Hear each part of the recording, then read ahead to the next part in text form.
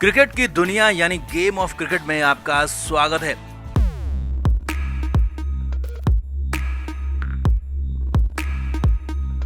Qualify 2 मुकाबला जिसे semifinal भी कहा जा रहा था, उसे राजस्थान रॉयल्स ने जीत लिया और 7 विकेट से आरसीबी को हराकर फाइनल में एंट्री कर ली।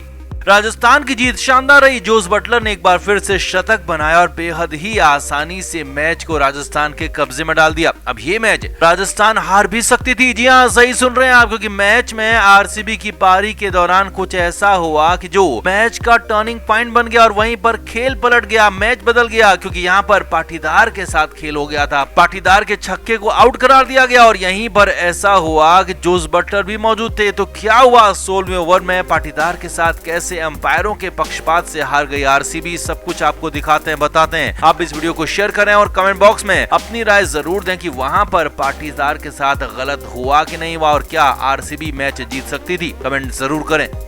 तो राजस्थान की टीम 14 साल बाद आईपीएल के फाइनल में दोबारा पहुंची है। इससे पहले साल 2008 में राजस्थान की टीम फाइनल में पहुंची थी और शेन वॉर्न की कप्तानी में खिताब भी जीता था और अब संजू सैमसन की कप्तानी में राजस्थान ने नया मुकाम हासिल किया है। हालांकि अभी फाइनल लड़ाई बाकी है, गुजरात के साथ खिताबी मुकाबला बाकी है, लेकिन राजस्थान की जीत शानदार रही। जोस बटलर ने सीजन का चौथा शतक लगाया और अपनी टीम को एक तरफा जीत दिला दी। अब राजस्थान मैच तो जीत गई, लेकिन राजस्थान की जीत पर, आरसीबी की हार पर अंपायरों के फैसले पर सवाल खड़े हो रहे हैं, क्योंकि हुआ ही कुछ ऐसा था और ये सब कुछ हुआ रजत पाटीदार के साथ, जो कि पिछले मैच के हीरो थे और इस मैच में भी जबरदस्त खेल रहे थे, टीम को आगे लेकर जाने वाले थे और एक बार फिर से शतक बनाने वाले थे। रजत पाटीदार ने शुरुआत में जब पहला विकेट गिरा तो उसके बाद अपनी पारी को पहले बनाया, संवारा और जब जम गए तो फिर छक्कों की बरसात करने लगे। 16वां ओवर शुरू हुआ तो जम चुके बल्लेबाज रजत पाटीदार से बड़ी उम्मीदें थी, वो आरसीबी को फिर से 200 के पार लेकर जाएंगे और पाटीदार ने वो करना भी शुरू कर दिया था। 16वां ओवर अभी अश्विन का था और दूसरी बॉल पर जैसे ही पाटीदार को स्ट्राइक मिली तो पाटीदार ने लंबा छक्का मार दिया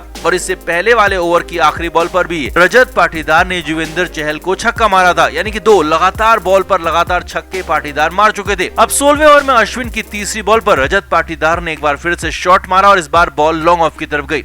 अब बाउंड्री पर यानी कि लॉन्ग ऑफ बाउंड्री पर खड़े जोस बटलर ने बॉल को पकड़ लिया। जी हां, हवा में बॉल पकड़ लिया, कैच पकड़ लिया, लेकिन यहीं पर खेल हो गया। कैच पकड़ने के दौरान बटलर डिसबैलेंस हो गए और कुछ देर के लिए संभल नहीं पाए और इसी दौरान जोस बटलर का पैर बाउंड्री रोप से टच हो गया।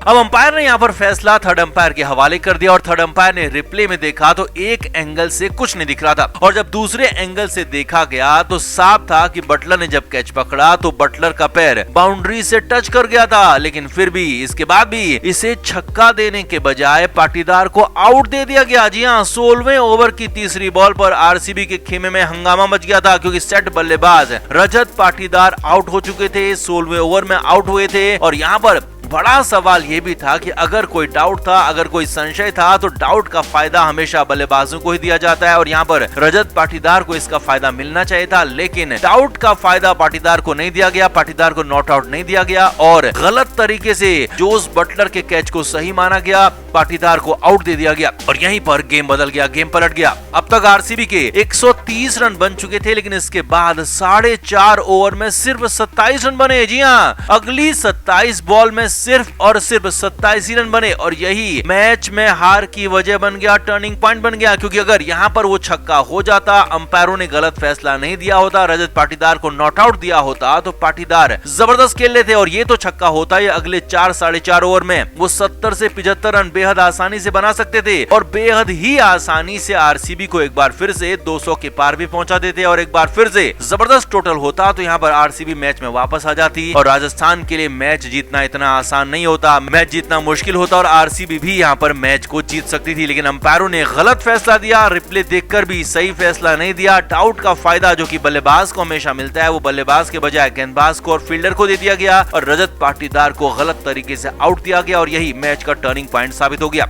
इसके बाद आरसीबी मैच हार गई, क्योंकि हारना ही था। 157 रन का टोटल बहुत बड़ा नहीं था, इतना कम टोटल था कि वो कभी भी किसी भी कंडीशन में चेज हो जाता और अहमदाबाद में तो बैटिंग भी थी जिस पर जोस बटलर ने शतक ठोक दिया और साथ 7 विकेट से अपनी टीम राजस्थान रॉयल्स को जिताकर फाइनल में एंट्री दिलवा दी। अब जो भी हो, फैसला हो चुका है, मैच भी हो चुका है, आरसीबी भी हार चुकी है, राजस्थान फाइनल में भी पहुंच चुकी है। लेकिन रजत पाटीदार ने आरसीबी के लिए सीजन जबरदस्त खेल दिखाया है। सिर्फ कुछ ही मैच रजत पाटीदार खेले, लेकिन उन्होंने अपनी बल्लेबाजी से दिखाया कि वो कितने बड़े बल्लेबाज हैं और अगले सालों में वो आरसीबी के लिए या फिर क्रिकेट के लिए क्या क्या करने वाले हैं। तो आपका क्या मानना है? क्या रजत पाटीदार को वहां पर आउट नहीं दिया जाता तो क्या आरसीबी 200 तक पहुंचती और क्या आरसीबी तब मैच को जीत सकती थी? कमेंट करके आप भी जरूर बताएं, वीडियो को शेयर भी करें। तो रजत पाटीदार अब किसी पहचान के मोहताज नहीं है। वो अपना नाम और काम दिखा चुके हैं, बता चुके हैं कि वो आगे के मैचों में भी आरसीबी के लिए धमाका कर सकते हैं। तो फिर तो उनका नाम और ऊंचा हो जाएगा। लेकिन लखनऊ के खिलाफ शतकीय पारी खेलने, शतक लगाने से पहले तक रजत पाटीदार के साथ आरसीबी के खेमे में अच्छा बर्ताव नहीं हो रहा था और इसका अब सबूत भी सामने आ गया। जी हाँ, रजत पाटीदार की वहां इंसल्ट हो रही थी, पाटीदार को बेइज्जत किया जा रहा था और इसका एक वीडियो वायरल हो रहा है। जी हाँ, वीडियो बेहद ही शर्मनाक है और खिलाड़ी को, पाटीदार को नीचा दिखाने वाला है, खेल को नीचा दिखाने वाला है, आईपीएल जैसे बड़े टूर्नामेंट को नीचा दिखाने वाला है। ये वीडियो आरसीबी के डगआउट का ही है और लखनऊ वाले मैच के नहीं, बल्कि इससे ठीक पहले गुजरात और आरसीबी के मैच का है, जो कि आरसीबी का आखिरी लीग मैच था और इस मैच में आरसीबी ने बड़ी जीत दर्ज की थी। इस मैच में रजत पाटीदार खेले थे, लेकिन उन्हें बैटिंग का मौका नहीं मिला और वो डगआउट में बैठे हुए थे, क्योंकि विराट कोहली, मैक्सवेल डुप्लेसी ने रन बना लिए और मैक्सवेल के चौके के साथ ही आरसीबी ने जीत दर्ज कर ली। अब जैसे ही ये जीत मिली तो आरसीबी के डगआउट में जश्न शुरू हो गया। सभी खिलाड़ी एक दूसरे से हाथ मिला रहे थे, गले भी मिल रहे थे और वीडियो में साफ देखा जा सकता है कि विराट कोहली भी डगआउट में मौजूद बाकी खिलाड़ियों से हाथ मिला रहे थे, गले भी मिल रहे थे और विराट के ठीक पीछे खड़े थे रजत पाटीदार। जी हाँ, वही शतकवीर रजत पाटीदार यहाँ पर भी कैमरे में साफ नजर आए। अब शर्म की हद देखिए, रजत पाटीदार अपना हाथ आगे बढ़ाते रहे, लेकिन किसी ने भी रजत पाटीदार से हाथ नहीं मिलाया, हाई फाइव नहीं किया। जी हाँ, गले मिलना तो बहुत दूर की बात है, शर्मनाक हद ये थी कि पाटीदार के साथ किसी ने हाथ नहीं मिलाया, किसी ने देखा तक नहीं। पूरी तरह से पाटीदार को वहां पर इग्नोर कर दिया गया, पाटीदार को देखा अनदेखा कर दिया गया और कुछ देर तक हाथ ऊपर रखने के बाद जब रजत पाटीदार से किसी ने हाथ नहीं मिलाया तो मायूस और बेबस रजत पाटीदार ने खुद को ही अपने दूसरे हाथ से मिला लिया, यानी कि ताली बजाना शुरू कर दिया। ये बेहद शर्मनाक है। किसी नए खिलाड़ी के साथ अगर ऐसा होता है, किसी नए खिलाड़ी को अगर ऐसा सलूक वहां पर झेलना पड़ता है और आईपीएल जैसे टूर्नामेंट में अगर ये होता है तो बेहद ही वाहियात है, बेहद ही शर्मनाक है। अब यहाँ पर ऐसा भी नहीं है कि किसी ने भी रजत पाटीदार को देखा नहीं होगा या फिर पाटीदार के हाथ को नहीं देखा होगा, बल्कि रजत पाटीदार तब तक सिर्फ एक रिप्लेसमेंट खिलाड़ी थे जिन्हें आईपीएल नीलामी में तक खरीदा नहीं गया था और टीम पूरी करने के लिए उन्हें पहले टीम में लाया गया और जब टीम में कोई खिलाड़ी था नहीं तो उन्हें मैच भी खिला दिया गया,